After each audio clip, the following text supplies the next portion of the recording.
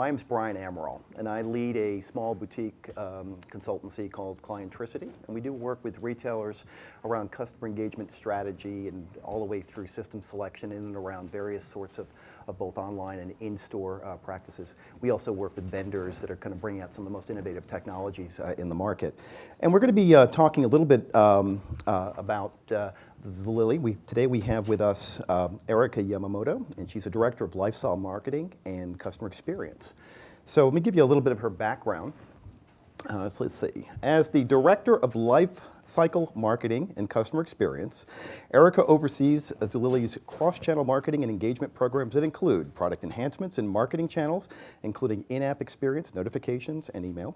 In addition, her team drives the testing and launch of new customer programs, which have recently included the launch of Zulily's private label credit card and returns, which you're going to be talking about. At Zulily, you previously served as a business manager to the CEO and also led the investor relations function. So let's see, you started your career in New York in banking at JP Morgan. And you just down the street. Just down the street. So she's been a New Yorker at some point in her career.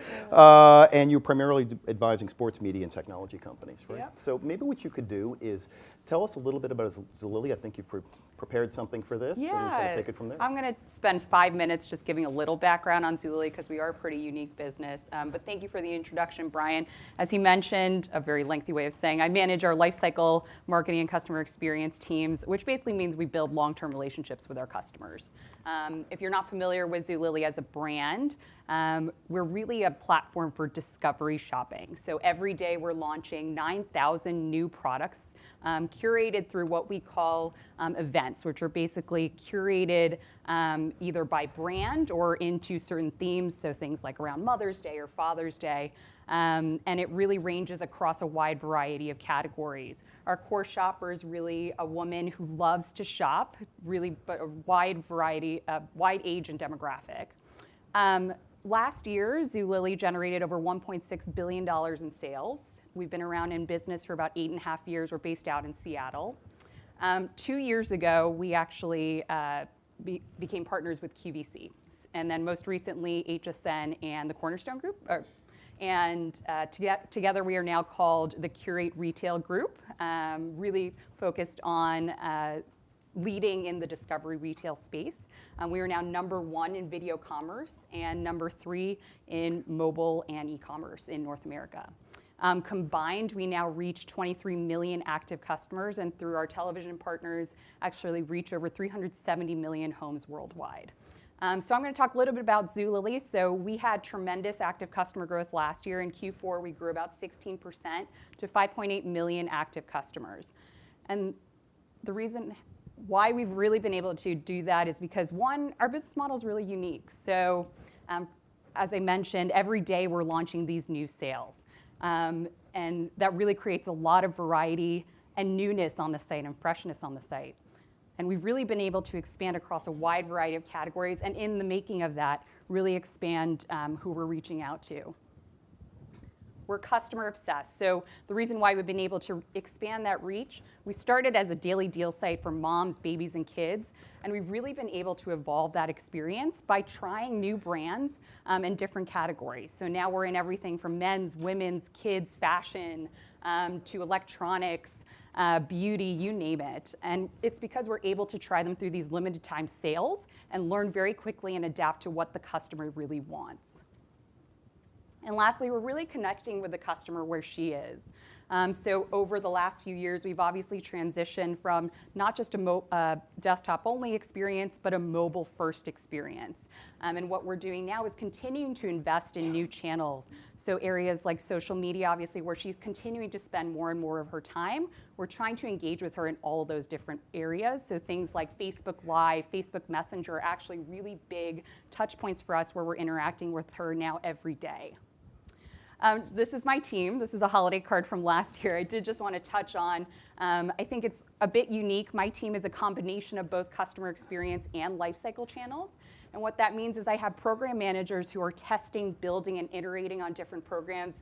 Brian mentioned our private label credit card, shipping and returns, different checkout options and site features. And then they're partnering with our Lifecycle channels, so our retention channels where we're really speaking to our customers every day. So that includes things like the email, the app. And what we're trying to do is really maintain a consistent customer experience end to end. And I think it's been actually a really great change for us in the last year of combining the teams. So now I'll go in a little bit into how we've been able to really build that customer base that I talked about. And at this point of our business, over 90% of our volume is actually driven by repeat customers, so really significant for the industry. So the first way we've really been able to do that is by driving loyalty. And unlike traditional retailers, we've been able to do that through content. So every single day, right, we're launching these events, and we're able to offer an incredible value on products. And it really comes down to the relationships that we build with the 15,000 brands that we have. That ranges from really big global brands like Lego, Spanx, even Ralph Lauren today that's on the site, to really small boutique brands that you have never heard of, but our incredible merchandising team is outsourcing and finding for our customers. Second, we use data and technology to obviously build a great personalized experience. So there's a lot of events on the site each day, but we're using data to power this personalization engine so that it's relevant to each one of those 5.8 million customers. At this point, we are at one-to-one personalization across all of our platforms. Here I have 3 screenshots as an example of the homepage. These were all taken on the same day for three different customers, and just to show you how different and variable the content can be, which is really powered by this personalization engine that our team has built. We have a data science team embedded in our technology team. They use machine learning to power it, and it gets smarter and smarter as we're collecting more data and information about our customers and learning their behaviors over time. So it's not just reacting to past behaviors, but also able to predict how we think future customers are going to behave. We're taking advantage of new technologies as well. This is an example of our AI chatbot, Zoe. And what I wanted to highlight here was we're really partnering with other brands as well. So this product actually came about almost 2.5 years ago when Facebook was launching Facebook Messenger to retailers. And we were one of the first platforms to really partner with them to really test the chatbot as an option to communicate with customer service. It has now evolved into a marketing platform with us, and we've really tailored the content so it can be engaging both from a marketing standpoint as well as from a customer service standpoint. And lastly, we continue to really enhance the brand through entertainment. So similar to QVC and HSN, we really believe in telling the story of the brands because they are unique, and we're really lucky to be able to feature them on Zulily and to our customers. So Facebook Live is a channel that we've really been investing in the last year. We're putting content up almost every single day. And it really allows us to tell so much more of that brand story through video in a way that we really weren't able to tell just with some copy and images.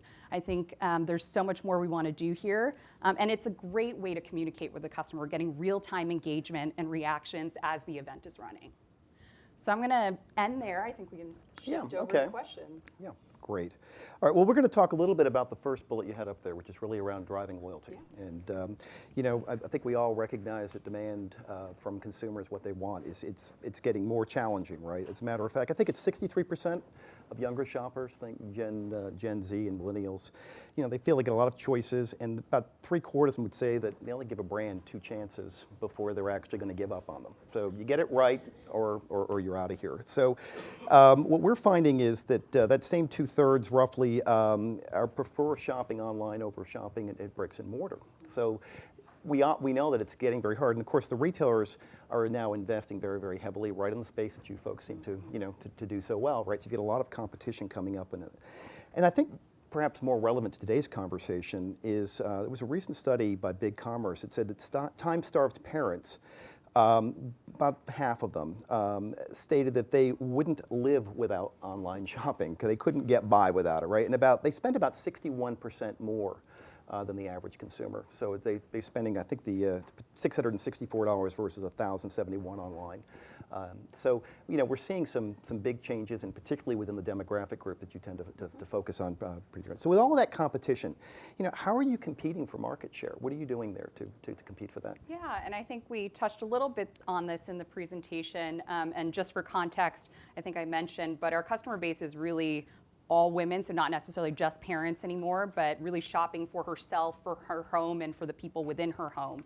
And what we found is where it really comes down to is sticking to our fundamentals, right? So the depth and the breadth of products that we're offering every day are really critical to maintaining that loyalty. It's not through a traditional loyalty program necessarily, but driving that urgency and the fresh and unique product to bring her back in every single day.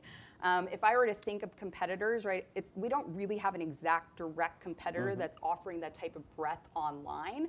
A good analogous retailer, though, I like to talk about is TJ Maxx, right? Incredible breadth of product, all at an incredible value. I love walking out of the store and you look at how much you've saved and you bought 10 items from TJ Maxx. We kind of have that same sort of feeling, except that it's much more convenient because you can shop at home, and it's sorted based on what's relevant to you as a user.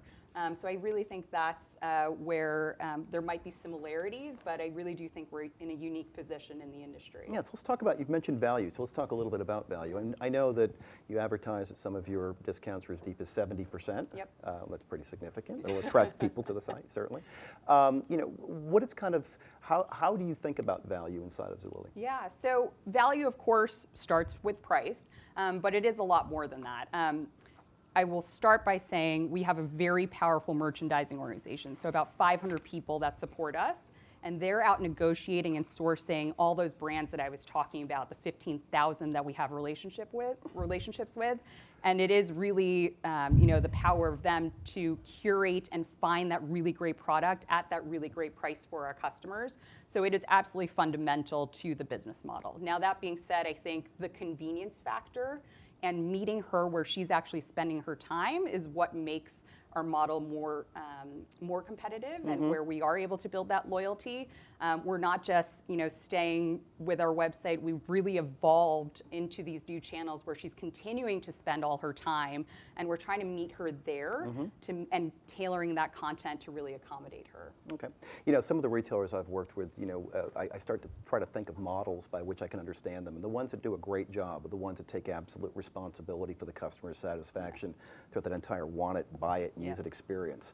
And it sounds like that's really kind of a focus that you folks have.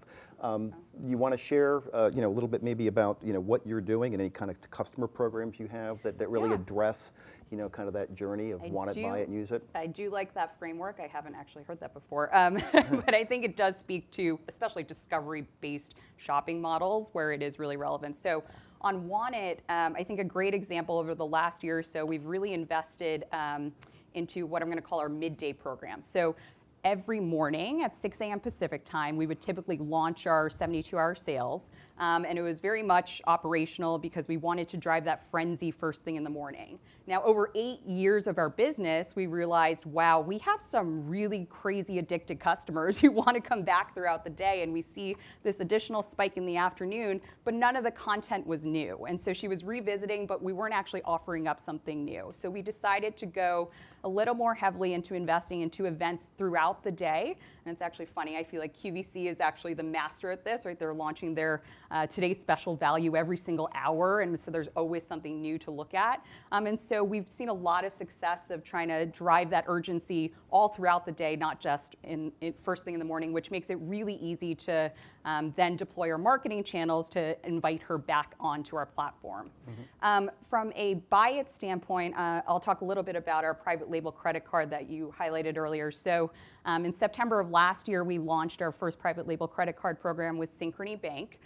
It's been a tremendous success. I think that it adds tremendous value to the customer, obviously. So the value proposition is $15 off your first purchase, and then you get 3 Smart Pays, which are essentially installment payments on any purchase.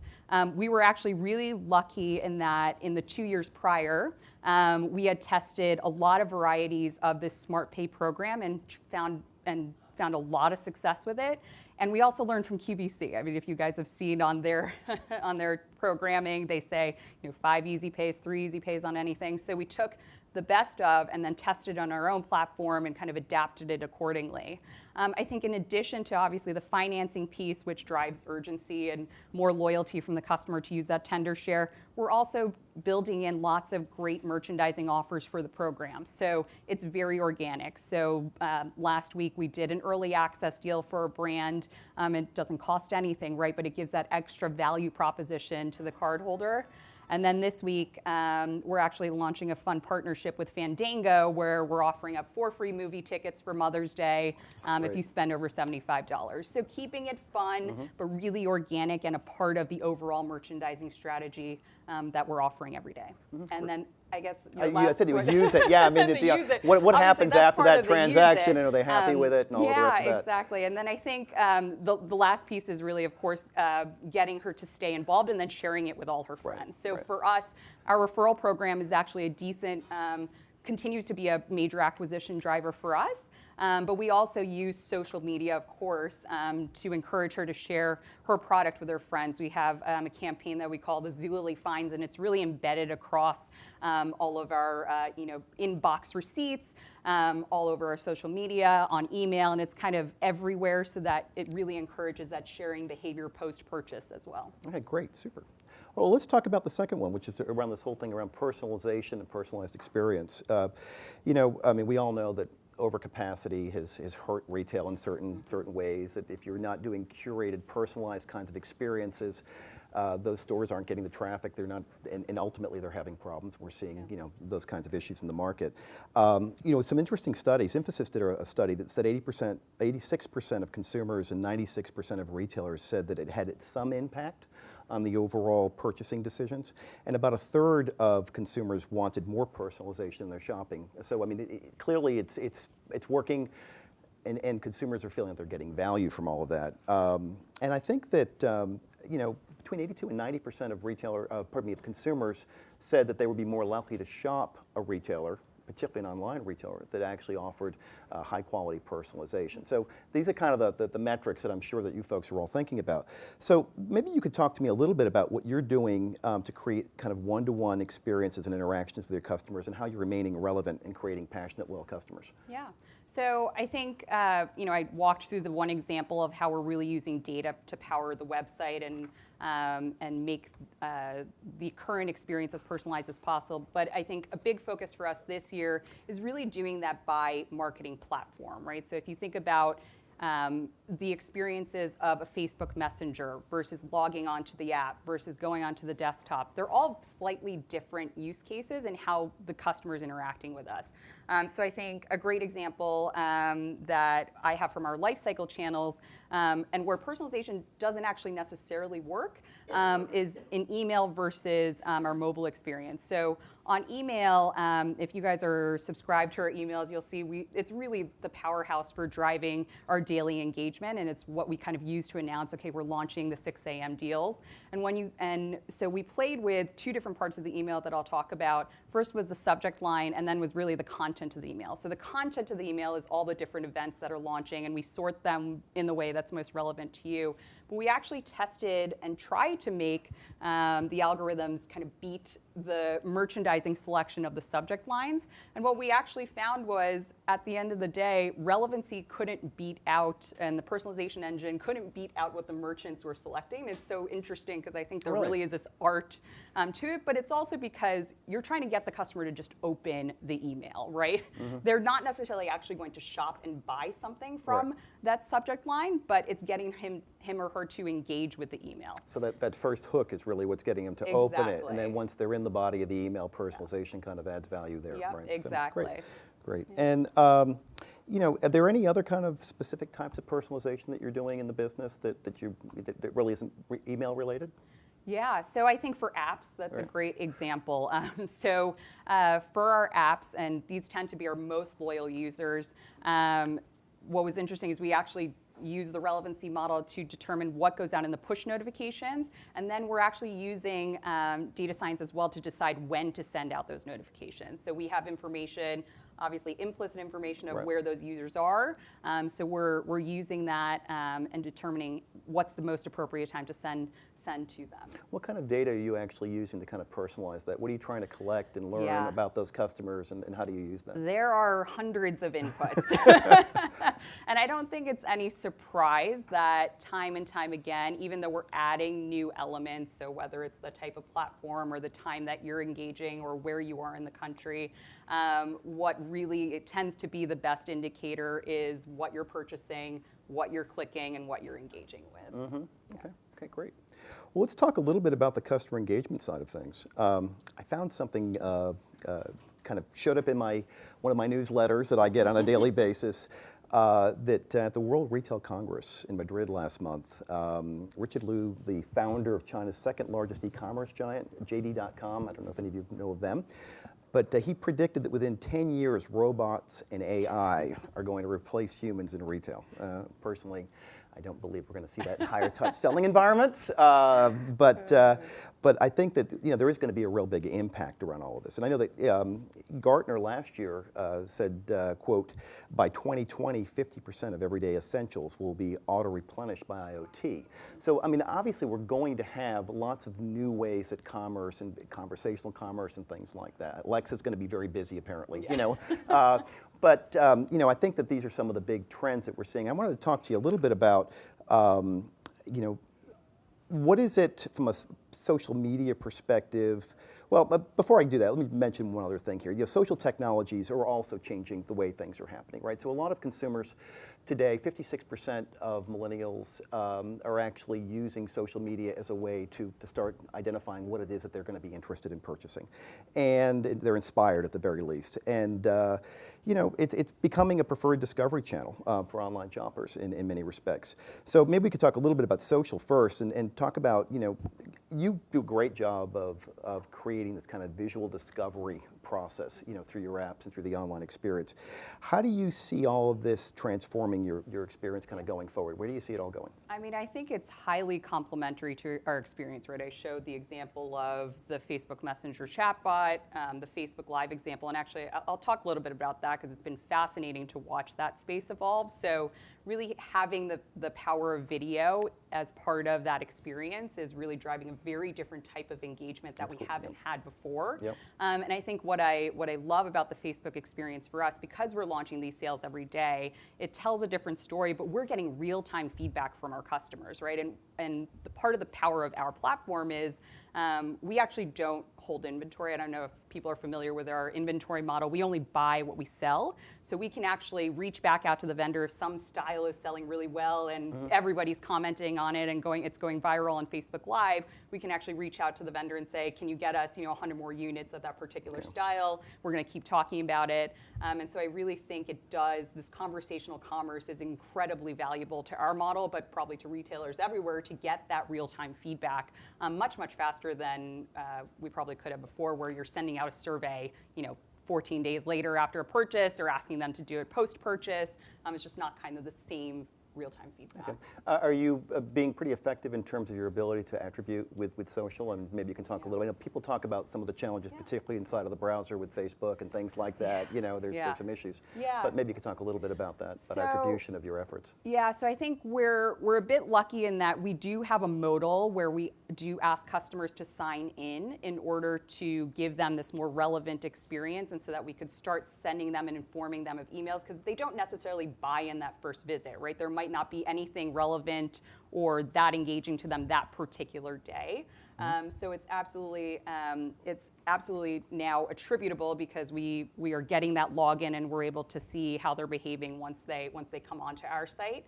But I do think it's a challenge if you're doing brand-based advertising on these channels and you're just trying to drive awareness. You might not necessarily have that perfect attribution, but I think it's equally important. And actually, one of the interesting things we've been testing recently is pairing up branded advertising along with this more direct response advertising to try and drive both types of awareness on platforms like Facebook. Okay, great. Well, back to my earlier point, I mean, AI has kind of reached a stage where chatbots are starting to happen. It looks like you've been doing some great work and some early work around that. And I think there was a study by Aspect Software that said 44% of consumers would actually prefer to interact with a chatbot over a human for customer relations, which just tells you how bad of a job a lot of people are doing, right? But, as we kind of look at all of that, I mean, I think that as more commerce moves to mobile, and mobile is inherently a messaging-based platform where that seems to really work very well. I think we're going to see a lot more of that.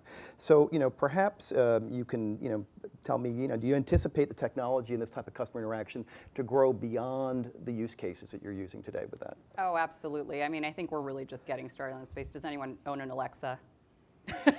Okay, so I love my Alexa, play Jeopardy with it every other night. I mean, it's really incredible the type of conversations you can have with some of this technology. But I think we are just getting started for retail. So I think about how we've really been using Zoe. It's absolutely helped from a customer service standpoint. I think we're just getting started on the marketing side and how we want to interact in a chat environment. But I think for the pre-purchase process, there's so much more that we can be doing. You and I were having a conversation earlier. I think the area that's ripe for disruption for us, and I know for the other brands as well in the Curate Retail Group, is fit and sizing. So the bulk of our business is actually apparel, right? It's really what drives the frequency in our purchases of our purchases of our customers.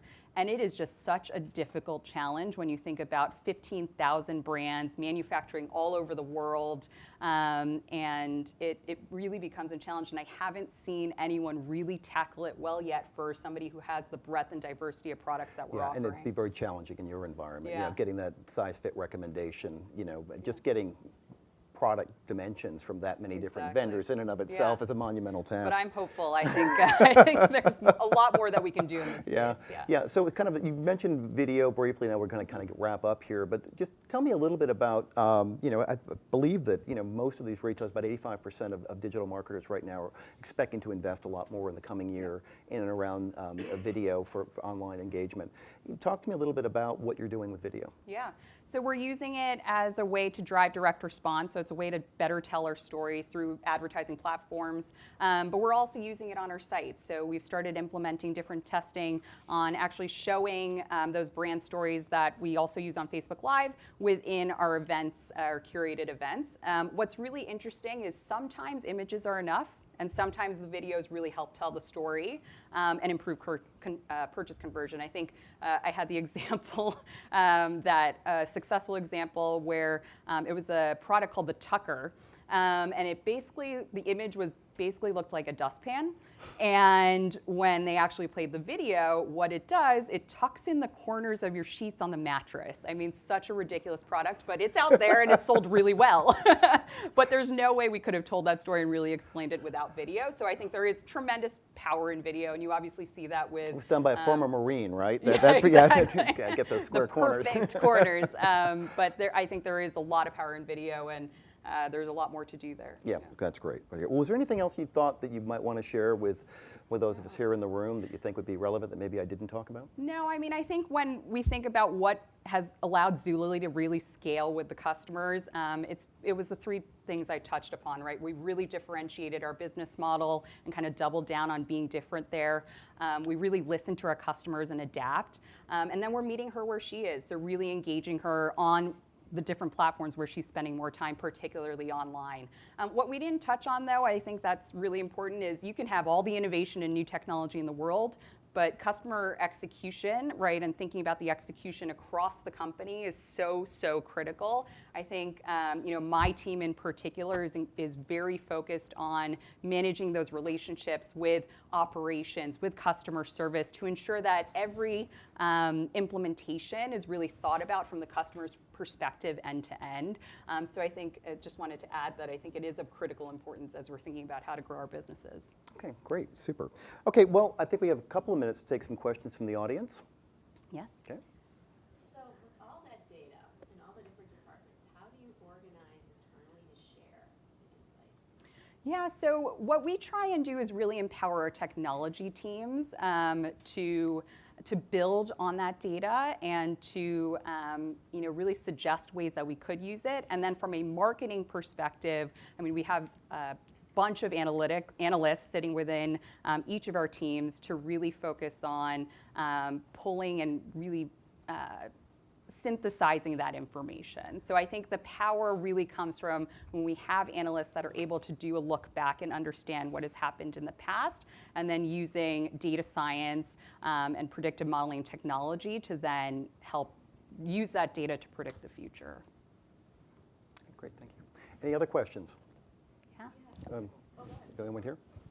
You mentioned you don't hold any inventory. Yeah. So I made the assumption that comes directly from the suppliers. So how do you ensure that your expectations are met in terms of delivery time? Yep. Things like that? A lot of communication on the website. So we actually launched a new campaign earlier this year, and it was a little video that we added to our Where is my order page, where you can actually track your order, that kind of explains that it's worth the wait, right? Part of what makes Zulily really, really unique is the value that we offer on those products. And we're letting customers know ahead of time that, yes, it'll take a bit longer, but we are offering this incredible value to you on these different products. And what we found through customer feedback, as long as we've explained it, they're fine with waiting. Managing expectations, right. This is all about managing expectations, and so we've really been focused on how do we get that communication all across the website, in the emails. Just being upfront about it, I think, is really important to that customer experience. Great.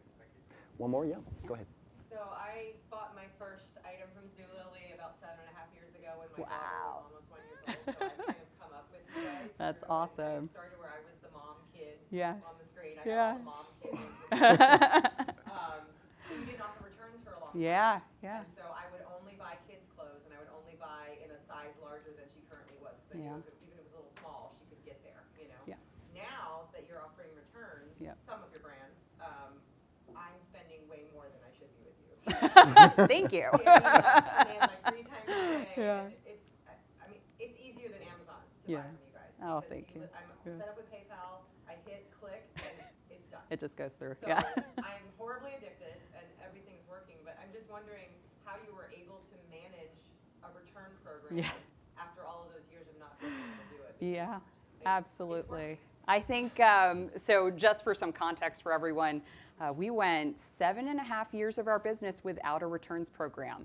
Customers were willing to make those purchases because of the value that we were offering, again, right? And even without a returns program, they were willing to do it. And credit to our customer service team, we also have a phenomenal customer service team that our customer advocates frequently talk about, where they knew that if you contacted customer service, we would make it right for the customer, even if we weren't willing to take the returns. So what it really came down to was scale and time and investment. So we really made a concerted effort a year ago to first test what type of price point we'd be willing to use. So what we offer now is you can return up to 5 products for a fee of $8.95.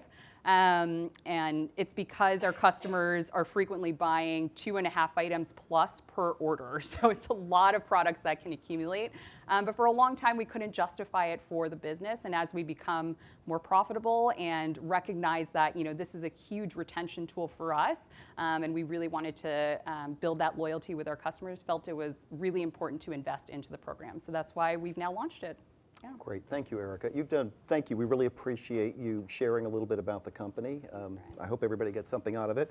I have a quick little announcement here to make at the end, and that is that we're going to have a quick session change now and begin the next set of track sessions. At 3:45, you can hear from an amazing panel discussion influencer, marketing in Forum A, a panel of real industry disruptors in Forum B, and another, is it clear to everybody that this was written for me?